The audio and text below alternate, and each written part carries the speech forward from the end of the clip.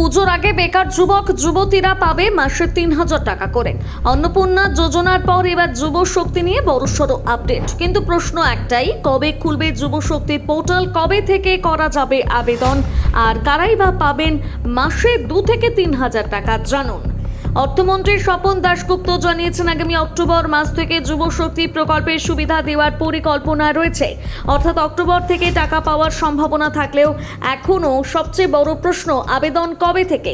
এই মুহূর্তে যুব শক্তি প্রকল্পের আবেদন পোর্টাল নিয়ে রাজ্য সরকারের তরফে নির্দিষ্ট কোনো তারিখ আনুষ্ঠানিকভাবে জানানো হয়নি। তবে বেশ কয়েকটি সংবাদ মাধ্যমের প্রতিবেদনে দাবি করা হয়েছে, সবকিছু ঠিকঠাক থাকলে এবারের পুজোর আগে যুব শক্তির পোর্টাল খুলে যেতে পারে। তবে মনে রাখবেন, এটি এখনও সম্ভাব্য সময়সীমা। চূড়ান্ত তারিখ রাজ্য সরকারের পক্ষ থেকে আনুষ্ঠানিকভাবে জানানো না পর্যন্ত কোনো নির্দিষ্ট দিনকে নিশ্চিত ধরে নেওয়া উচিত নয়। পোর্টাল চালু হলে আবেদন পদ্ধতি, প্রয়োজনীয় নথি এবং অন্যান্য বিস্তারিত তথ্য সরকারিভাবে জানানো হবে। এমনকি অন্নপূর্ণা যোজনার মতো অনলাইন এবং অফলাইন দুই পদ্ধতিতেই আবেদন নেওয়া হতে পারে বলে আলোচনা রয়েছে।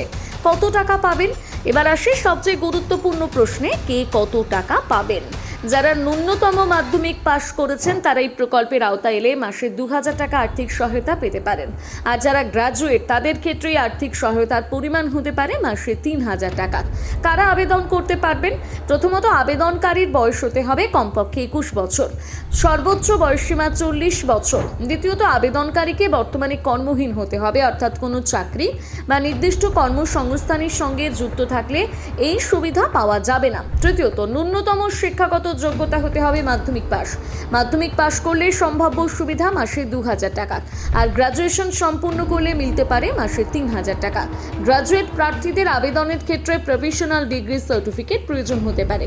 এছাড়া আবেদনকারীর পরিবারের মাসিক আয় ১ লক্ষ টাকার মধ্যে হওয়ার শর্তের কথাও সামনে এসেছে। তাই আপনি যদি আবেদন করতে চান, অবশ্যই আপনার সাথে রাখুন সমস্ত ডকুমেন্ট।